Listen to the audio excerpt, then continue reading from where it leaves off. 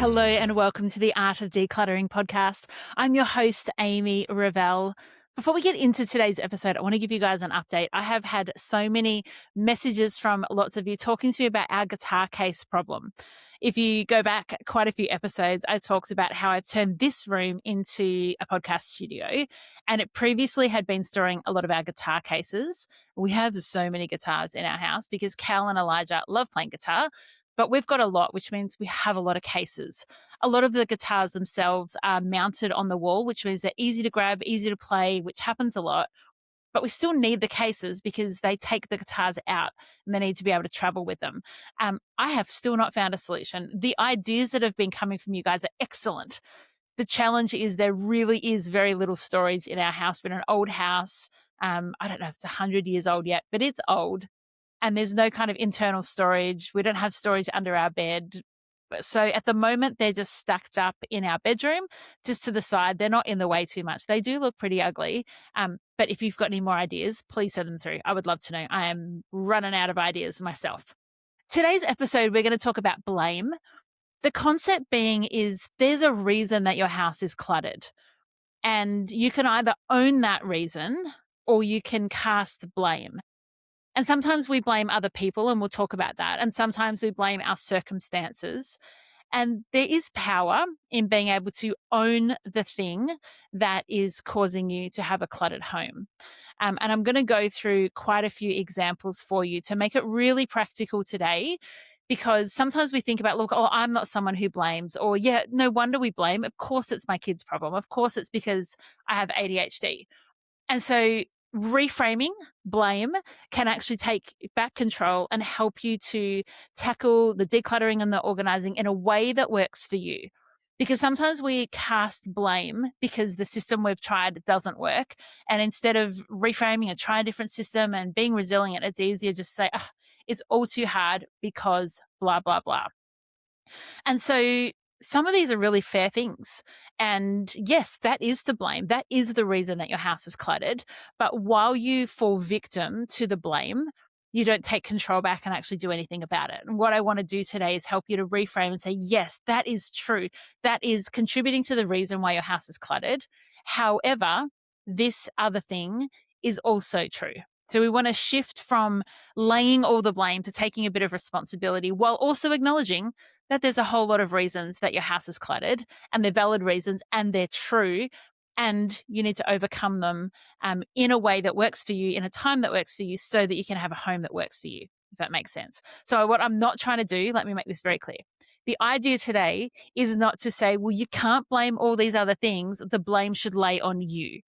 No, instead, we want to acknowledge the reasons and then choose what we're going to do about it. But the blame should not be shifted to you. I don't want any blame. I don't want any kind of guilt or condemnation. I don't want you to feel like, oh, this is all your problem. Like, weigh that on and throw that on. Instead, we're just going to do a bit of a reframe. So changing the language sometimes helps.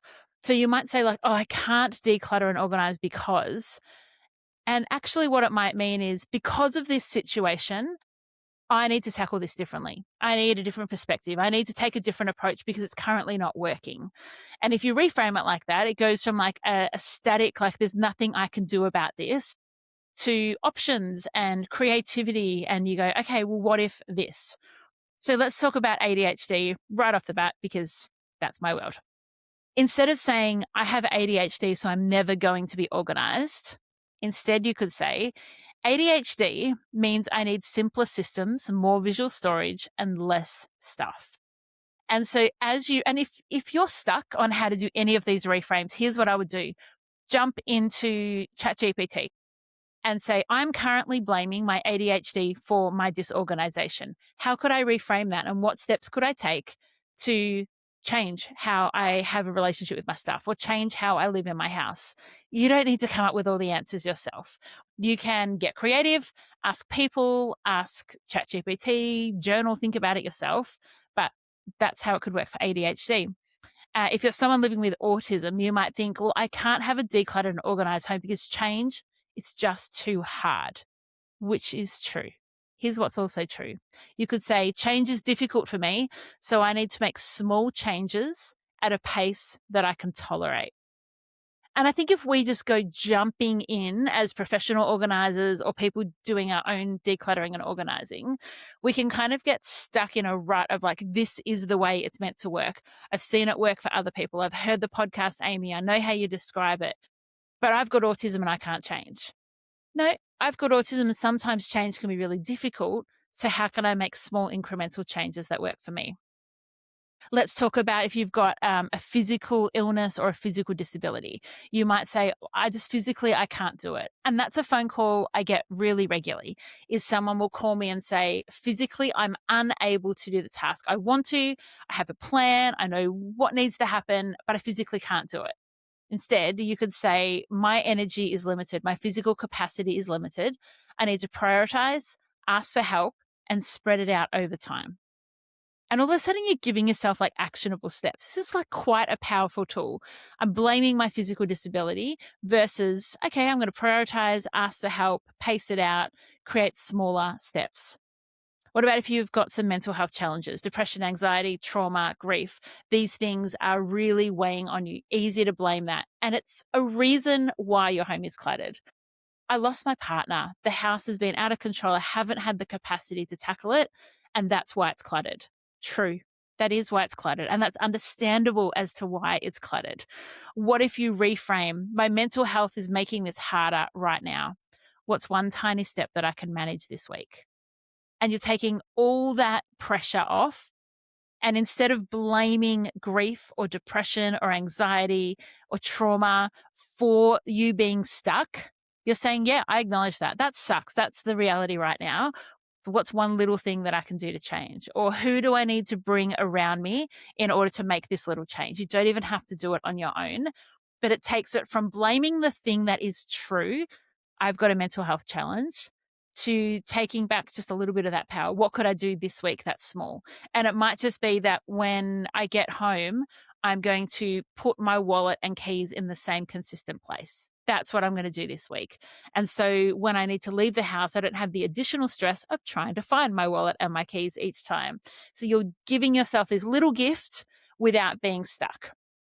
Here's another one I do with chronic pain. I've got chronic fatigue and fibromyalgia, and I deal with chronic pain. So you could blame your chronic pain for the state of your home because it might exacerbate it, make it worse. You might like have a little bit of energy, use it all up on trying to tackle a project. And then you've got no energy to cook dinner. The washing falls behind. You're too tired to have a shower. All these things could happen. So you could blame it. Or you could say, I need systems that require less bending, lifting, and carrying in order to manage my chronic pain. And so then you start to get creative. Well, what system would that look like? What would doing the washing look like if I didn't have to lift as much or I didn't have to carry as much? What would it look like if when I'm cooking, I don't have to lift as much as carry as much? Oh, actually, having my saucepans on the very, very bottom cupboard at the back of the cupboard, no longer working for me. My shoulders or whatever it is for you aren't coping with that. And so maybe you need to change the placement of where you store things. So you shift from blaming the chronic pain to creating a solution and being creative about that in a way that's going to work for the thing that you otherwise could get stuck in and blame. What about if you've got a new baby or you've got caring responsibilities, you're studying, you're really busy at work, like you've got a change of circumstance? Here's a way you could frame that. Instead of, I've got a new baby, that's why my house is chaotic. True, you do have a new baby and that is taking up all your time. You are sleep deprived, you've got no energy, it's exhausting. So it's understandable in that kind of season that the house might slide in terms of priorities. Same if you're caring for an elderly parent or children or a sick person, whatever it is, it's definitely true that these seasons mean that the attention that you provide to your home is limited and lower in priority. So that you could blame that. Or you could say this season means that my standards may need to change temporarily. So instead of having everything beautifully organized in the drawers in the plastics container in the kitchen, the plastics drawer, it might just be, you know what, for this season, my standard is going to drop and I'm just going to throw everything in there. As long as it's in the right place, that's all that matters. I'm no longer going to be folding the socks and matching them up. I'm just making a basket of socks. If someone needs a sock, they can come and find it. My standards have temporarily shifted. And again, it takes that blame away from this is the season to what am I going to do in this season that allows me to still achieve the goals and still live the way that I want to live, but I don't have to go all in, because all of these reasons are true reasons. But you don't want to get stuck in the blame. You actually want to take these little steps forward. What about financial hardship? You might say, I can't get organized because I cannot afford the containers, or I cannot afford to get rid of these clothes because I can't afford to replace them if and when in 6 to 12 months I do need a jacket. And it might be that financial hardship that you're blaming for the place that you're stuck. You could say, I can declutter without spending money. Containers aren't necessarily the solution. And so all of a sudden, that opens up options for you. It opens up the option of saying, well, I don't need drawer dividers. I just want to have the stuff in the drawer.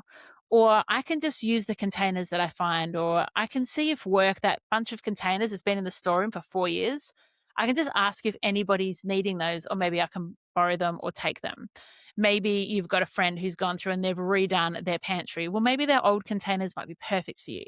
You can often buy containers at charity stores and op shops that you could use. You're taking this blame on the finances and reframing it to say, well, how do I do it without having to spend more? How do I do it where I'm blaming the fact that I can't buy anything new, or blaming the fact that but if I need it again, I couldn't purchase it?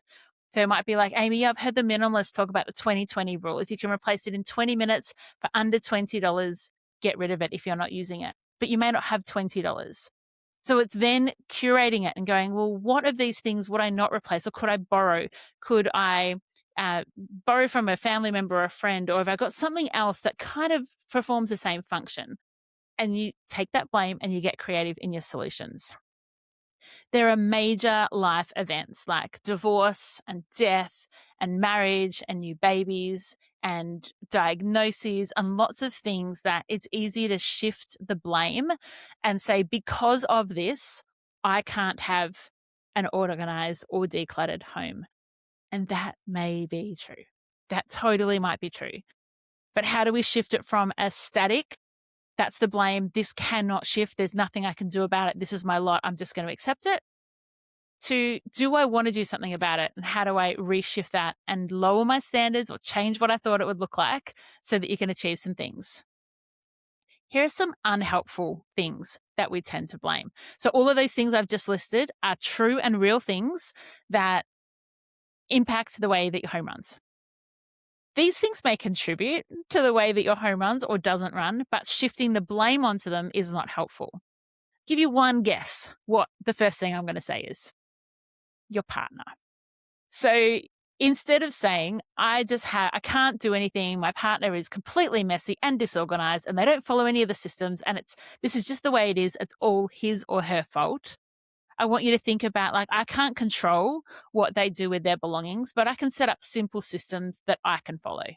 Like, how shifting would that be? All of a sudden, instead of blaming them, you're taking responsibility for what is within your control. Let me guess what the second one will be. Who else do we tend to blame when things are out of control and we want to just like release ourselves of the responsibility and put it on someone else? We blame the kids. And let's be honest, the kids are often very messy. And some of the problem is sometimes that we expect our kids to be able to naturally, at the age of 5 or 7 or 12, do the organizing systems that we set up for them, or expect them to naturally know what to do. Instead of saying, like, my kids are chaotic, they just create a mess, there's nothing I can do about it, we're just going to live with this, and when they move out of home, I'll claim my house back. You could say, my role is to teach them the habits, not expect perfection. Or you could say, it looks like part of the problem is that we have a quantity issue and I can help reduce that. So it might be that you go, well, my kids have more texters than they know what to do with. I'm not going to buy them new texters and put them in their Santa sack every year. I'm actually going to say, no, you've got enough texters. And when you're down to under 12, let me know and we can go out and get you another pack. You can take control for some of these things, but also you can equally teach them habits. And whenever I do a speaking event and we open it up for questions, people always say, well, the first question almost every single time is, my partner's really messy, I don't know what to do about it. And my answer is the same. Talk to them about it. Have a conversation about the impact it has on you living in your home, on your well-being, on your happiness, on your sense of peace and calm and order, and how you live. Let them know the impact. but don't blame them. You can't necessarily change them, but what you can do is take responsibility for your stuff. Take responsibility for your bedside table, for the shopping when you bring it in, for your clothes, for your paperwork, for your hobbies. And you will see a shift and a change, because when we lay the blame on somebody else, we usually lay all of the blame on that thing. We don't just lay like 80% of it and go, yeah, it's a little bit me too. We lay all of it. We have it so regularly when we're working with clients where they say, well, there's nothing I can do in the kitchen. It's all my husband's mess. And we might say, let's just have a look and see if we can find anything that fits within your jurisdiction that you have the ability to make the decision on. And they are surprised, we are not surprised, that there are so many things that are like, oh yeah, that is mine. That pile over there is mine. That pile of charges is mine. All that makeup over there is mine. And so as you start to take responsibility, that blame kind of shifts and you take responsibility. We're not shifting the blame, we're shifting blame to responsibility. Another one that people often blame is the in-laws or the grandparents. And look, I see this happen. I see what happens when one of the grandparents maybe starts volunteering at an op shop and then they bring stuff home. Every single time they come back from their charity and their volunteer work, they have a bag of stuff that they want to deliver at your house for your children. And your children might love it, but your house does not, because it's getting fuller and fuller and fuller. And so sometimes you just need to have those conversations. Maybe if they're always bringing a bag, you have a bag ready for them to take back to the op shop each week. And yes, it might contain things that they bought to you last week, but you might say, we don't need all this stuff. So as long as you keep bringing stuff in, we're going to keep giving you stuff to take back. And you shift that blame from like it's all their fault to what can I actively and proactively be doing about it? Or you increase the limits and say, okay, we're going to get another toy chest. And in there is just the rotating toys that grandma or grandpa are bringing over for you. When that gets full, that's when we need to stop and reduce the quantity if you want anything else to come in. So I hope you can see that, like, shifting from I blaming this thing, whether it's helpful and it means that you're identifying the situation. Yeah, it's just been school holidays. The house is a bit messier and you're acknowledging it, versus the reason the house is so disorganized is because in school holidays, the house is chaos. And it's like, take your hands off. What I want you to do is see where you're putting the blame, see what's true, see what you can't do anything about. You can't do anything about the fact that you've just been released from hospital and you're currently in a wheelchair. And yep, it's right that you can't get to the stuff behind the couch. That is fact. But you can get to the stuff on the couch, or you could get to the stuff on your bedside table. What can you take responsibility for rather than just throwing blame? Because throwing blame is really not motivating for anyone, and it's not going to help you get where you want to be. I look forward to speaking to you next week with all new topics. I'm really loving the different topics and different ways that we're engaging over the podcast recently. Thank you for joining me. I really appreciate you. Until next week, enjoy the freedom.